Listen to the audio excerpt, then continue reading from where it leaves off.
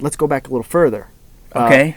Does the name Nevele Pride mean anything to you? I mean, obviously I've heard it. You've heard of him. So the one thing about this horse, the last couple of years, and really if you go back the last 20 years, other than Muscle Hill, Donato Hanover, and Dewey, Cheatham, and Howe, those are 3 years of just dominant, right? It's easy to say those horses were just, right. You knew who was going to win going in. He's the favorite going into it, like destroyed everybody, I guess.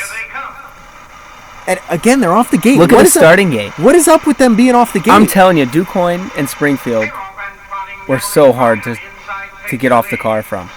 They just went from 0 to nothing? Yeah, because the stretch is like an eighth of a mile there. You mean to the finish?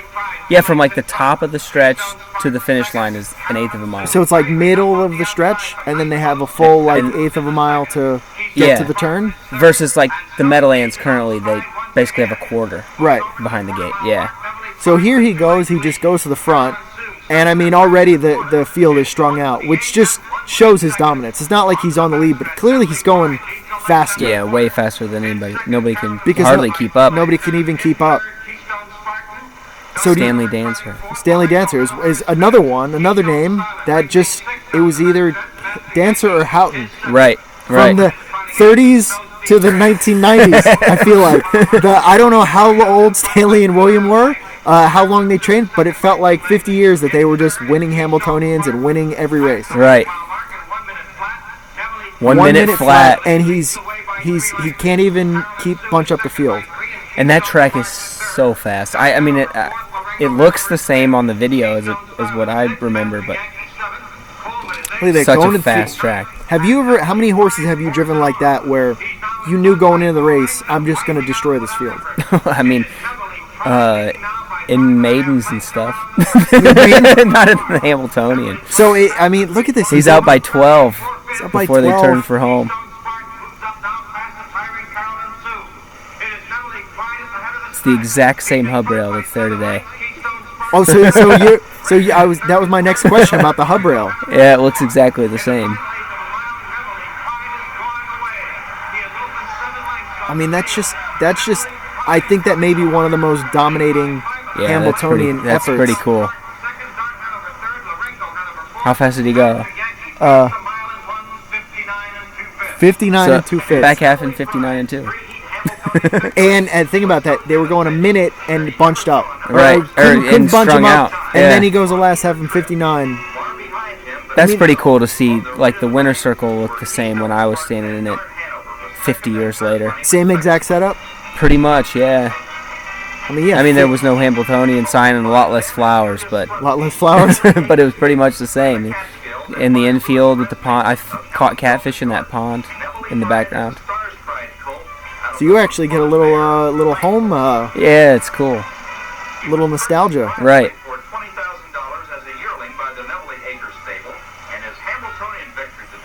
When I was growing up, we used to sneak across the track and fish while the races were going on. When I was like too young, or even like listen to the concert, we'd be fishing at night. Do you think that because Hambletonian Day out there, do you know if they had other big days of racing, or was it was that week for like DuQuoin? It was that week. Okay. Yeah. So like the Illinois breds would have eliminations the weekend before, and then they'd have like fair final or fair races and stuff in between, and then Illinois bred finals the same weekend as like the Hambletonian, then what became the World Trotting Derby. Okay, so they just substituted that race for once it left, they kept. I think so. I don't know if there was any years in between, but yeah, I think basically. So because that was a heat race as well, right? Like in the beginning. I don't know. I think so. But so they just, I mean, they lost the Hambletonian, but they just kept the same kind of setup for the people of Illinois. Well, it was still open. It wasn't and the World Trotting Derby wasn't an Illinois bred race. It was open. I just meant like they wanted to keep the same format. Yeah. Have this big trotting race. Right. At the kind of end, probably. Right. I would imagine that was the last race. Yeah. Of the day. Everybody of the meet, so everybody could celebrate and things like that. Let's go back to the first one at DuQuoin. No, the last one First one here. This was something, the only one. Okay, and apparently, I'm gonna throw him under the bus right here. No, not really, but did you know that there was a stat that Bob Hollywood Hayden didn't know? Oh, really? Yes. You knew it? No. I was Tom, gonna say, there's Tom, no way. no. Tom Charters Okay. actually explained this to me. So it's the only one, and it was a little hard to figure out how it happened, but there was what's the only horse that won 2 Hambletonian heat eliminations, or heats, and didn't win the Hambletonian? 2 Yes. heats. 2 heats, and did not. Didn't- Now remember, we were talking about how you have to win 2 heats Right. to win the final. Apparently, when they first moved to DuQuoin, they Okay. went from Goshen, Good Time Park, Right. in 1956, went to the first at DuQuoin in 1957. What they did was they had two fields, essentially. Right? Okay. So they had your 10 horses here and your 10 horses there. Each one of them ran 2 heats. And then they met in the middle? Then Or they like- met in the middle. No kidding? So, and what it could have actually happened was the winner of each heat was going to go to the final. Right. So it could have been 4, because they ran 4 heats essentially. But both horses ended up winning their heats. Okay. So then they there's met 2 in the horses middle for a match 2-horse race off. So that's the only time that's happened where Yeah, that's wild. They had- so they would have raced for 8 minutes if there had been another horse win somewhere in they between. had right, because if horses won, and then it would have been, so they had 5 Hambletonian heats that day essentially. That's the only time. Let's bring that back. Well, what do you think? We've had all these different formats, and you've seen a bunch. We're going back to heats. We're leaving heats. We're doing this. We're doing that. We've had where you just have to win the final, where you have to win 2 heats. If you could build the Hambletonian, what's your perfect setup as a driver, as a promoter, as a track operator?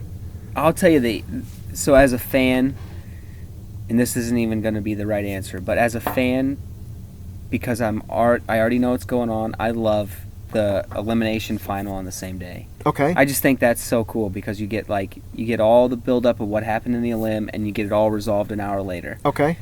And I totally understand why they're going back away from it. You don't get the week to promote and all that stuff like that. But man, for me personally, that's the most fun to watch. Last year, you watched. Right, last year was Atlanta. Goes the crazy mile in the elimination. Gets beat. And then you're oh, she can't race an hour later. Right. There's no way. And then the other 6-pack crash in the elim. Right. All that stuff. And to come back and then she wins the final. And it was all within an hour and a half. Right. Basically. You got the whole thing. That was so much fun to watch as a fan. What about the Oaks and things like that? Do you think the Oaks should be limbs on the same day, or heats, or I wish they'd be the same, like make them all do the same format? Yeah, whatever the Hambletonian does, I wish the Oaks would do the same. But I get the going back to the elim final. I understand it's easier on the horses and stuff like that. I actually think kind of combine everything, because I do like. I like bench racing for a week. Right? So I like, because you're the media. As side. no, just as a fan, I like build up. I want whether it's a day or 2 or 3 or 4, and I don't even think it has to be a week. I think it'd be cool, maybe 3 days, or something that'd like. Be really wild. I think it'd be cool to have have stuff on Wednesday, and build it up into Saturday or Thursday, and make it into a whole weekend, or do Friday night into Sunday You're afternoon. thinking like a gold cup and saucer type thing, where there's like a like a couple well, they're still limbs and Saturday and Monday, but I think it'd be cool, have Friday night, have all the limbs for both the Oaks and the Hambletonian, and then you have some races Saturday, and then you come back Sunday afternoon. Well, it's got to be the first Saturday in May, right? No, I mean in August. Listen, in August. Tradition is I understand tradition, but we don't if it doesn't make sense, or we don't have to keep it. Like it could listen. The Hambletonian bounced around from track to track and had different dates. It was in Lexington. It was in September. It was in July. It was in August. Really? Oh yeah. I yeah. The didn't- early ones. I think one of the first Hambletonians was at the Red Mile. So they were at later on in September. No kidding. Oh. Yeah. I guess I only knew Goshen, DuQuoin, Meadowlands. I didn't know there was some Kentucky too. You know that it was at Yonkers. No at way. the Empire Trotting Club before it was called the Yonkers Raceway. Oh, you're blowing my mind. Do you I know, did not know that. No. Do you know where the first one was? I guess I always assumed Goshen. Syracuse.